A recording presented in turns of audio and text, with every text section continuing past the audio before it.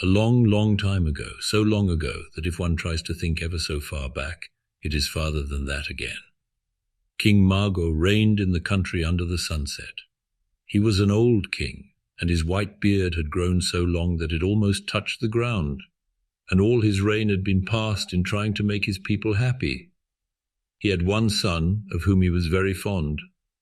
This son, Prince Zaphir, was well worthy of all his father's fondness, for he was as good as can be.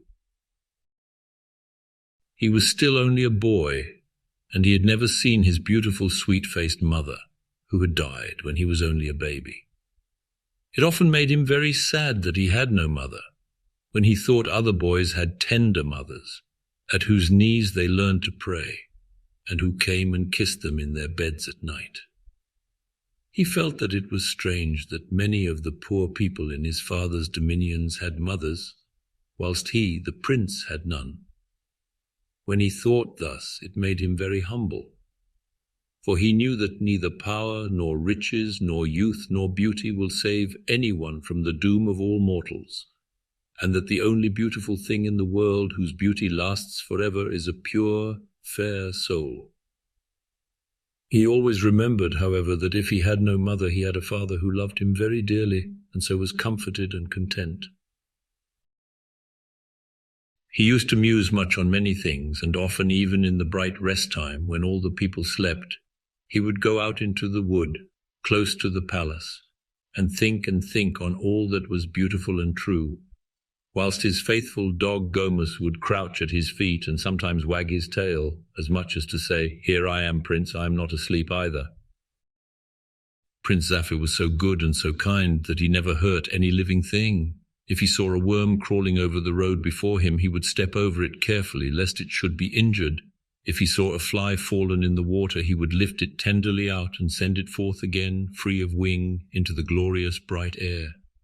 So kind was he that all the animals that had once seen him knew him again, and when he went to his favourite seat in the wood, there would arise a glad hum from all the living things. Those bright insects, whose colours change hour by hour, would put on their brightest colours, and bask about in the gleams of sunlight that came slanting down between the benches of the trees. The noisy insects put on their mufflers so that they would not disturb him, and the little birds resting on the trees would open their round, bright eyes, and come out and blink and wink in the light, and pipe little joyous songs of welcome with all their sweetest notes. So is it ever with tender, loving people, the living things that have voices as sweet as man's or woman's, and who have languages of their own. Although we cannot understand them, all talk to them in joyous notes, and bid them welcome in their own pretty ways. King Mago was proud of his brave, good, handsome boy, and liked him to dress beautifully, and all the people loved to see his bright face and his gay clothing. The king made the great merchants search far and near till they got the largest and finest feather that had ever been seen.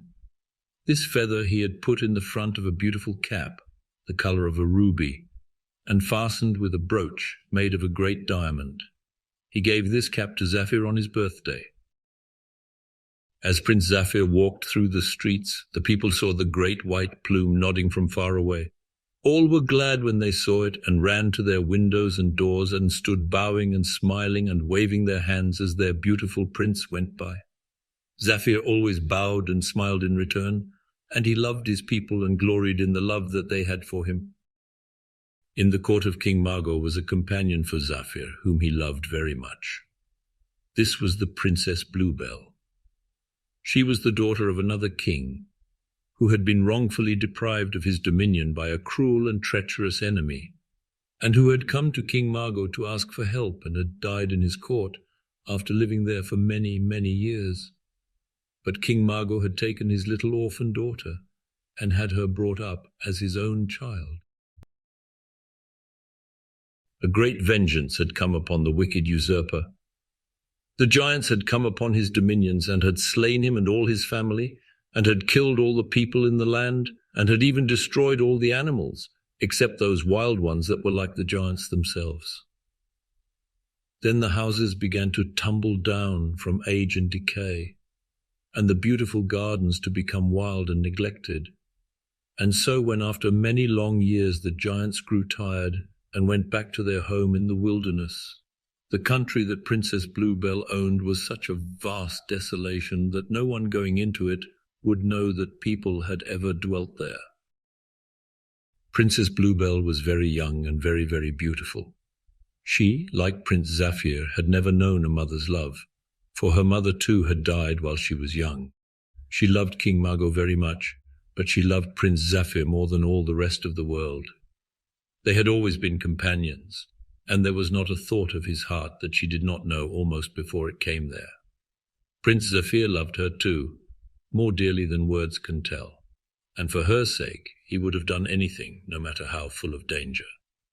He hoped when he was a man, and she a woman, that she would marry him, and that they would help King Mago to rule his kingdom justly and wisely, and that there would be no pain or want in the whole country if they could help it.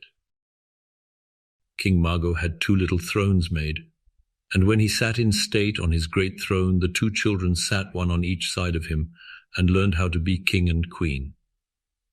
Princess Bluebell had a robe of ermine like a queen's, and a little scepter and a little crown, and Prince Zaphir had a sword as bright as a flash of lightning, and it hung in a golden scabbard. Behind the king's throne the courtiers used to gather, and there were many of these who were great and good, and there were others who were only vain and self-seeking. There was Flossboss, the prime minister, an old man with a long beard like white silk, and he carried a white wand with a gold ring on it.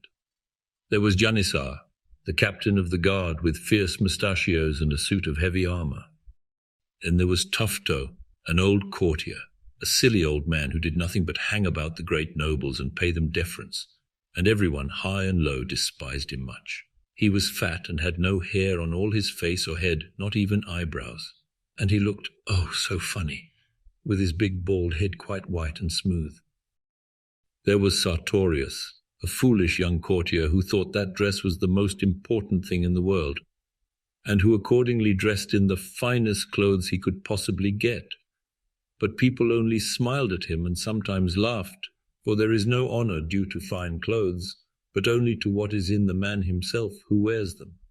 Sartorius always tried to push himself into the front place everywhere, in order to show off his fine clothes. And he thought that because the other courtiers did not try to push him aside in the same way, they acknowledged his right to be first. It was not so, however. They only despised him and would not do what he did. There was also Skarkru, who was just the opposite to Sartorius, and who thought or pretended to think that untidiness was a good thing, and was as proud or prouder of his rags than Sartorius was of his fine clothes.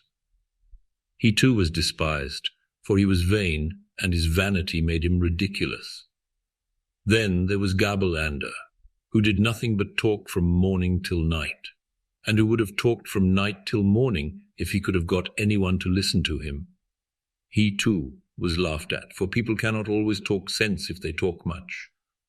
The foolish things are remembered, but the wise ones are forgotten, and so these talkers of too many things come to be considered foolish.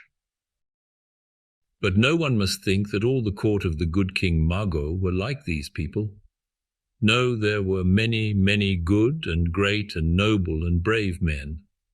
But such is life in every country, even the country under the sunset, that there are fools as well as wise men, and cowards as well as brave men, and mean men as well as good men. Children who wish to become good and great men or good and noble women should try to know well all the people whom they meet. Thus they will find that there is no one who has not much of good. And when they see some great folly, or some meanness, or some cowardice, or some fault or weakness in another person, they should examine themselves carefully. Then they will see that perhaps they too have some of the same fault in themselves, although perhaps it does not come out in the same way, and then they must try to conquer that fault. So they will become more and more good as they grow up, and others will examine them. And when these find they have not the faults, they will love and honor them. Well, one day King Mago sat on his throne in his robes and his crown, and holding his scepter in his hand. At his right hand sat Princess Bluebell, with her robe and crown and scepter, and with her little dog Sumog beside her. This dog was a great favorite. At first it was called Sumog, because Zaphir's dog was Gummus, and this was the name spelled backwards. But then it was called Smoogie, because this was a name that could not be shouted out, but could only be spoken in a whisper. Bluebell had no need for more than this, for Smoogie was never far away, but always stayed close to his mistress and watched her. At the king's left sat Prince Zaphir on his little throne with his bright sword and his mighty feather. Mago was making laws for the good of his people. Round him were gathered all the courtiers, and many people stood in the hall and many more in the street without. Suddenly there was a loud sound heard, the cracking of a whip and the blowing of a horn, and it came nearer and nearer, and the people in the street began to murmur.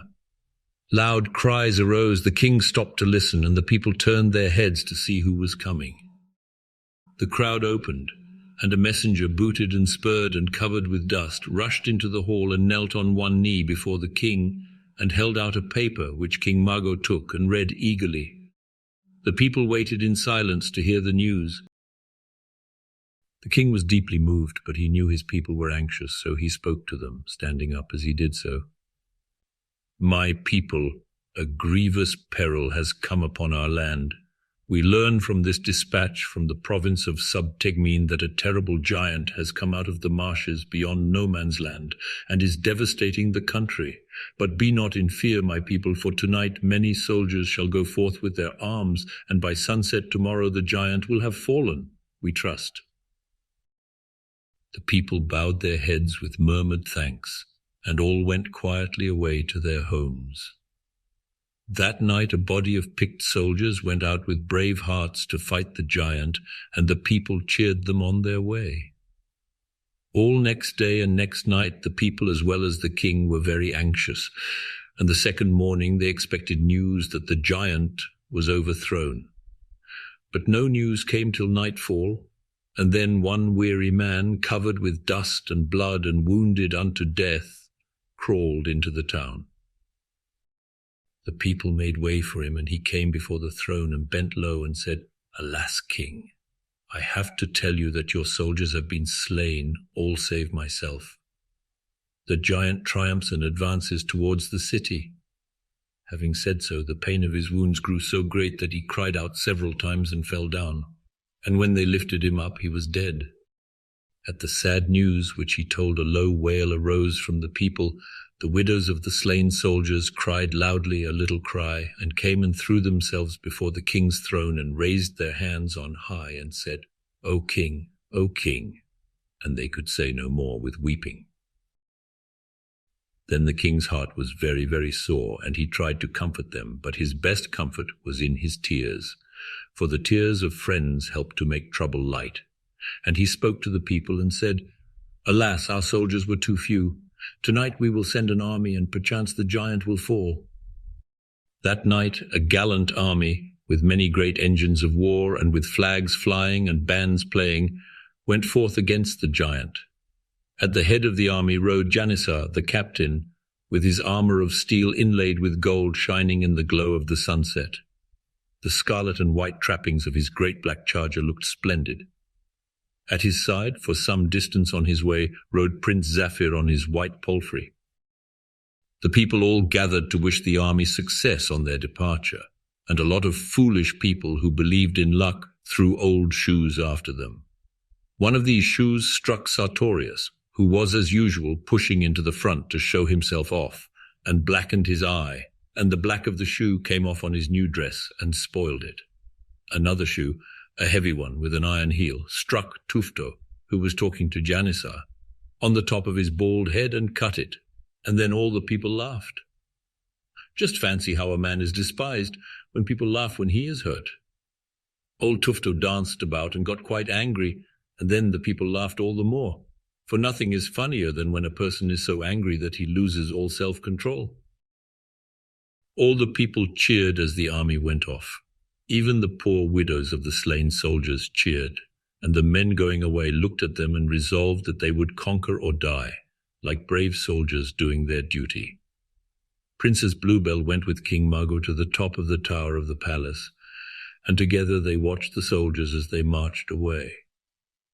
The king went in soon, but Bluebell stayed on, looking at the helmets glittering and flashing in the sunset, till the sun sank down over the horizon. Just then, Prince Zaphir, who had returned, joined her.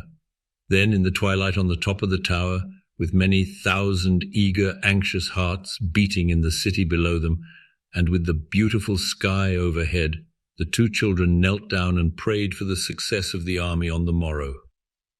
There was no sleep in the city that night. Next day the people were filled with anxiety, and as the day wore on, and there was no news, they grew more anxious still. Towards the evening they heard the sound of a great tumult far away. They knew that a battle was on, and so they waited and waited for news.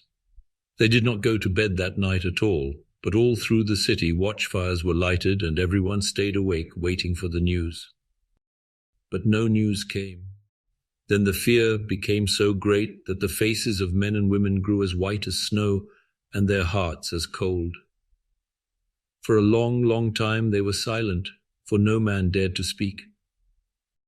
At last one of the widows of the slain soldiers rose up and said, "I shall arise and go down to the battlefield, and see how fares it there, and shall bring back the news to quiet your poor beating hearts."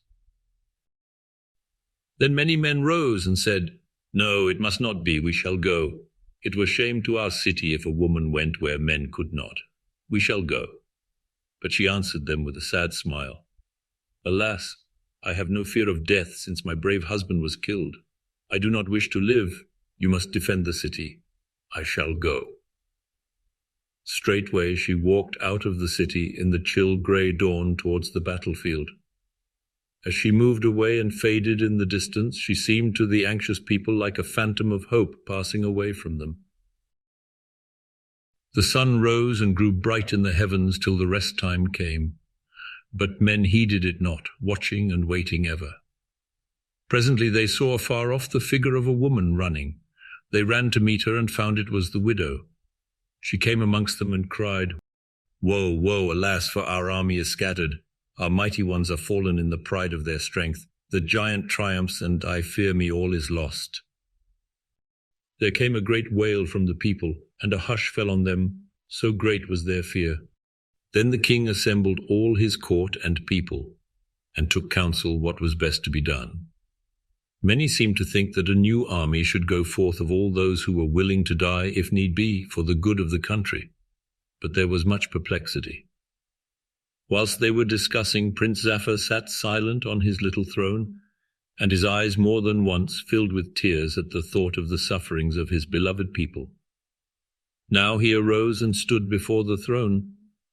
There was silence till he should speak. As the prince stood, cap in hand, before the king, there was in his face a look of such high resolve that those who saw it could not help having a new hope. The prince spoke. "O king, father, before you decide further, hear me. It is right that if there be danger in the land, the first to meet it is the prince whom the people trust. If there is pain to be felt, who should feel it before him? If death is to come to any, surely it should first strike over his corpse. King father, pause but one day. Let me go tomorrow against the giant. This widow hath told you that now he sleeps after his combat. Tomorrow I shall meet him in fight. If I fall, then will be time to risk the lives of your people, and if it should be that he falls, then all is well." King Mago knew that the prince had spoken well, and although it grieved him to see his beloved son running into such danger, he did not try to stop him, but said, "O son, worthy to be a king, thou hast well spoken. Be it even as thou wilt." Then the people left the hall, and King Mago and Bluebell kissed Zaphir. Bluebell said to him, "Zaphir, you have done right," and she looked at him proudly.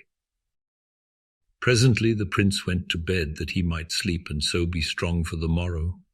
All that night the smiths and armourers and the craftsmen of jewels worked hard and fast, Till daylight the furnaces glowed and the anvils rang, and all hands cunning at artifice plied hard. In the morning they brought into the hall and laid before the throne as a present for Prince Zaphir a suit of armour, such as never before had been seen. It was wrought of steel and gold, and was all in scales. Each scale was like a different leaf, and it was all burnished and bright as the sun. Between the leaves were jewels, and many more jewels were fastened on them like drops of dew. Thus the armour shone in the light till it dazzled the eyes of whosoever saw it.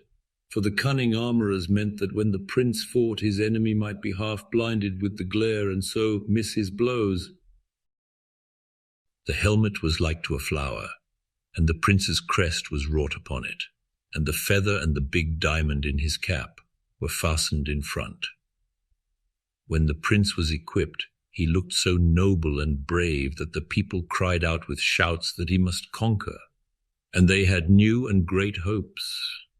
Then his father the king blessed him, and Princess Bluebell kissed him and cried a few tears and gave him a lovely rose, which he fastened on his helmet. When Prince Zaphir was gone, Princess Bluebell went to the top of the tower and looked after him till he got so far away that she could no longer see the flashing of his beautiful armour in the sunlight. At first, when she was saying goodbye to Zaphir, and she knew that it might be goodbye forever, she did not shed a tear lest she should pain her beloved prince, for she knew that he was going into battle and would need all his bravery and all his firmness. So the last look Zaphir saw on his Bluebell's face was a loving, hopeful, trustful smile. Thus he went into the battle strengthened by the thought that her heart went with him, and that although her body was far away, her spirit was close to him. When he was gone, really gone, far away out of sight, and she stood on the top of the tower alone, Bluebell shed many tears, and the great fear of her heart that Zaphir might be killed made her sad unto death. She thought that it might be that he would be killed by the wicked giant who had already slain 2 armies, and that then she would never see him again, never see the love in his dear, true eyes, never hear the tones of his tender, sweet voice, never feel the beating of his great, generous heart again. And so she wept, oh, so bitterly. But as she wept, the thought came to her that life does not lie in the power of men, or even of giants. And so she dried her tears and knelt down and prayed with an humble heart, and rose up comforted, as people always do when they pray earnestly. Then she went down to the great hall, but King Mago was not there. She looked for him to comfort him, for she knew that his heart must be bleeding for his son in danger. She found him in his chamber, and he too was praying. She knelt beside him, and they put their arms round each other, the old king and the orphan child, and they prayed together. And so they both got comfort. Together they waited and waited patiently for the return of their beloved one. All the city waited too, and neither by day nor night was there sleep in the country under the sunset, for all were waiting for the return of the prince. When Zaphir left the city, he went on and on in the direction of the giant, till the sun grew bright in the heavens, so bright that his golden armour glowed like fire. And then he walked under the shelter of the trees, and he did not pause even in the rest time, but went ever onward. Towards evening he heard and saw strange things. Far off the ground seemed to shake, and a dull rumbling arose of rocks being levelled, and forests being broken down. These were the sounds of the giant's footsteps as he came onwards to the city. But Prince Zaphir, although the sounds were very terrible, had no fear, and went bravely onward. Then he began to meet many living things, which swept by him at full speed, for they were the swiftest of their kind, and so had run from the giant faster than the rest. On they came, in hundreds and thousands, their numbers getting more and more as the time wore on, and as the prince and the giant drew nearer. There were all the beasts of the field, and all the fowls of the air, and all the insects that fly and crawl, lions and tigers and horses and sheep and mice and cats and rats and cocks and hens and foxes and geese and turkeys, all were mixed together, big and little, and all were so frightened at the giant that they forgot to be afraid of one another. Thus there ran together cats and mice, wolves and lambs, foxes and geese, and the weak ones did not fear, nor did the strong ones wish to harm. As they came on, however, all the living things seemed to know that Prince Zaphir was braver than they were, and made room for him to pass. The weakest things, and those most afraid, did not go further in their flight, but tried to get as near the prince as possible, and many followed him back towards the giant rather than not be near him.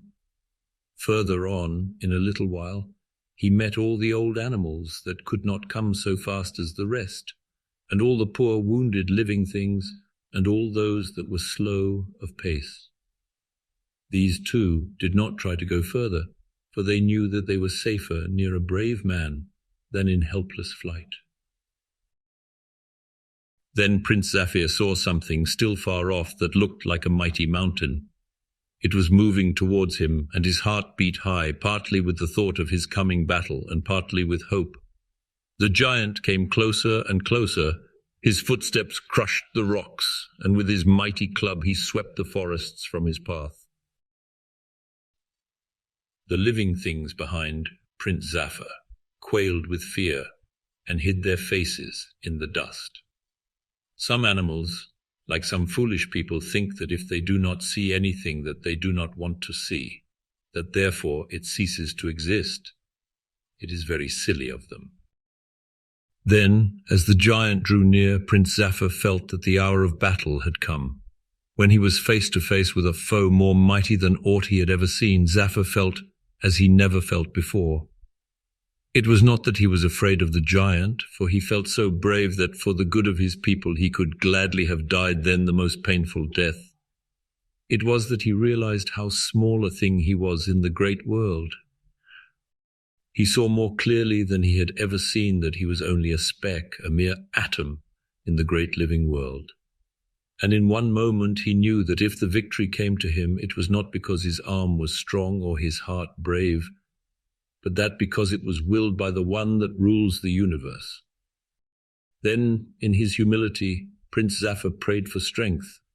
He doffed his splendid armour, which shone like a sun on earth. He took off the splendid helmet, and he laid by the flashing sword, and they lay in a lifeless heap beside him. It was a fair sight, that young boy kneeling by the discarded armour. The glittering heap lay all beautiful, glowing in the bright sunset with millions of coloured flashes, till it looked like even unto a living thing. Yet it was sad and poor and pitiful beside the boy. There he knelt, paying humbly, with his deep, earnest eyes lit by the truth and trust that lay in his clean heart and pure soul. The glittering armour looked like the work of man's hands, as it was, and the work of the hands of good, true men, but the beautiful boy kneeling in trust and faith was the work of the hands of God. As he prayed, Prince Zaphir saw all his life in the past, from the day he could first remember till even then, as he was, face to face with the giant. There was not an unworthy thought that he had ever had, not a cross word he had ever spoken, not an angry look that had ever given another pain, that did not come back to his mind. It grieved him much that there were so many, for they crowded on so thick and fast that he was amazed at their very number. It is ever thus that the things which we do wrong, although they may seem little at the time, and though from the hardness of our hearts we pass them lightly by, come back to us with bitterness when danger makes us think how little we have done to deserve help, and how much to deserve punishment. Prince Zaphir's heart was purified by repentance for all wrongs done in the past, and by high resolves to be good in the future. And when his humble prayer was finished, he rose up, and he felt in his arms a strength that he wot not of. He knew that it was not his own strength, but that he was the humble instrument of saving his beloved people. And in his heart he was very thankful. The giant saw presently the glitter of the golden armour, and knew that another enemy had come anigh him. He gave a great roar of rage and anger that sounded like the echo of a thunderclap. On the distant hills it echoed, and it rolled through the far-off valleys and sunk into mutterings and low growlings as of wild beasts in the caves and the mountain fastnesses. With such sound the giant ever began his fighting, that so he might terrify his enemies. But the brave heart of the prince shook not with fear. He became braver than ever as he heard the sound, for he knew that there was the more need for courage, lest his people and even the king his father and Bluebell should fall into the power of the giant. Whilst amongst the rocks and forests the footsteps of the giant crashed, and whilst there uprose around his feet the dust of the desolation which he made, Prince Zaphir gathered from the brook some round pebbles. He fitted one in the sling which he carried. As he lifted his arm to whirl the sling round his head, the giant saw him and laughed, and pointed in scorn at him with his great hands, which were more savage than tigers' claws. The laugh which the giant thundered forth was so terrible, so harsh and grim and dreadful, that the living things that had raised their timid eyes to watch the fray buried their heads in the dust again, and quaked with fear. But even as he laughed his enemy to scorn, the giant's doom was spoken. Round Prince Zaphir's head swung the sling, and the whistling pebble flew. It struck the giant fair in the temple, and even with the scornful laughter on his lips, and with his outstretched hand pointing in derision, he fell prone. As he fell, he gave a single cry, but a cry so loud that it rolled away over the hills and valleys like a peal of thunder. At the sound, the living things cowered again and sagged with fear. Afar off, the people in the city heard the mighty sound, but they knew not what it meant. As the giant's great body fell prone, the earth trembled with the shock for many a mile around. And as his great club dropped from his hand, it laid many tall trees of the forest low. Then Prince Zaphir fell on his knees and prayed with fervent thankfulness for his victory. Quickly he arose, and as he knew of the bitter anxiety of the king and people, he never stopped to gather up his armour, but fled fast to the city to bring the joyful tidings. The night had now fallen, and the way was dark, but Prince Zaphir had trust, and he went onward into the darkness with a brave and hopeful heart. Soon the living things that were noble came around him in their gratitude, and all they that could followed him closely. Many noble animals there were, lions and tigers and bears, as well as tamer beasts, and their great fiery eyes seemed like lamps and helped him on his way. However, as they drew near to the city, the wild animals began to stop, for though they trusted Zaphir, they feared other men. They growled a low growl of regret and stopped, and Prince Zaphir went on alone. All night long the city had been awake. In the court, King Mago and Princess Bluebell waited and watched together hand in hand. The people in the streets sat around their watchfires, and they only dared to talk in whispers, so the long night wore away. At last the eastern sky began to pale, and then a streak of red fire shot up over the horizon, and the sun rose in his glory, and it was day. The people, when they saw the light and heard the fresh singing of the birds, had hope, and they looked anxiously for the coming of the prince. Neither King Mago nor Princess Bluebell dared to go aloft to the tower, but waited patiently in the hall, and their faces were pale as death. The watchmen of the city and those who joined them looked down the long roadway, expecting ever and anon to see Prince Zaphir's golden armour shining in the bright morning light, and his great white plume that they knew so well, nodding in the breeze. They knew that they could see it afar off, and so they only glanced now and again into the distance. Suddenly there was a shout from all the people, and then a sudden stillness. They rose to their feet and with one accord waited for the news. For, oh joy, there among them, shorn of his bright armour and his nodding plume, but hale, stood their beloved prince. Victory was in his look. He smiled on them, raising his hands as if blessing, and pointed to the king's palace, as though to say, "Our king, his is the right to hear the earliest tidings." He passed into the hall, all the people following him. When King Mago and Princess Bluebell heard the shout and felt the stillness that followed, their hearts began to beat, and they waited in great dread. Princess Bluebell shuddered and cried a little and drew closer to the king and leaned her face on his breast. As she leaned with her face hidden, she felt the king start. She looked up quickly, and there, oh joy of joys, was her own beloved Zaphir entering the hall, with all the people following him. The king stepped down from his throne and took him in his arms and kissed him, and Bluebell too put her arms round him and kissed him on the mouth. Prince Zaphir spoke and said, "O king, my father, and O people, God has been good to us, and his arm has given us the victory. Lo, the giant has fallen in the pride of his strength." Then such a shout went up from the people that the roof rang again, and the noise went out over the city on the wings of the wind. The glad multitude shouted again and again, till the sound rolled in waves over the whole dominion, and under the sunset that hour there was naught but joy. The king called Zaphir his brave son, and Princess Bluebell kissed him again and called him her hero. At that very time, far away in the forest, the giant lay fallen in the pride of his strength, the foulest thing in all the land. And over his dead body ran the foxes and the stoats. The snakes crawled around his body, and thither too crept all the meaner living things that had fled from him when he lived. From afar off gathered the vultures for their prey. Close to the slain giant, shining in the light, lay the golden armour. The great white plume rose from the helmet and even now nodded in the breeze. When the people came out to see the dead giant, they found that rankweeds had grown up already where his blood had fallen, but that round the armour that the prince had doffed had grown a ring of lovely flowers.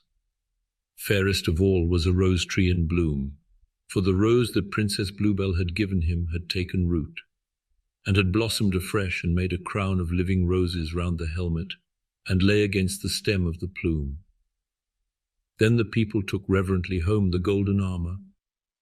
But Prince Zaphir said that not such armour, but a true heart was the best protection, and that he would not dare to put it on again.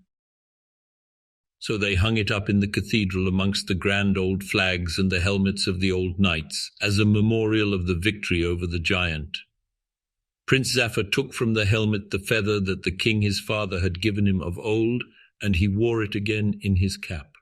The rose that had blossomed was planted in the center of the palace garden, and it grew so great that many people could sit under it and be sheltered from the sun by its wealth of flowers.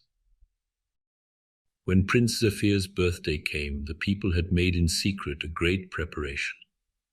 When he rose in the morning to go to the cathedral, the whole people had assembled and lined the way on every side. Each person, old and young, held one rose. Those who had many roses brought them for those who had none, and each person had only one, that all might be equal in the sight of the prince whom they loved. They had taken off all the thorns from the stems, that the prince's feet might not be hurt. As he passed, they threw their roses in the way, till all the long street was a mass of flowers. As the prince went by, they stooped and gathered up the roses that his feet had touched, and they treasured them very dearly. At each birthday of the prince, they did the same for all their lives long. When Zaphir and Bluebell were married, they strewed their path with roses in the same way, for the people loved them much. Long and happily lived the Rose Prince, for so they called him, and his beautiful wife, Princess Bluebell. When in the fullness of time King Mago died, as all men must, they ruled as king and queen. They ruled well and unselfishly, ever denying themselves and striving to make others good and happy. They were blessed with peace,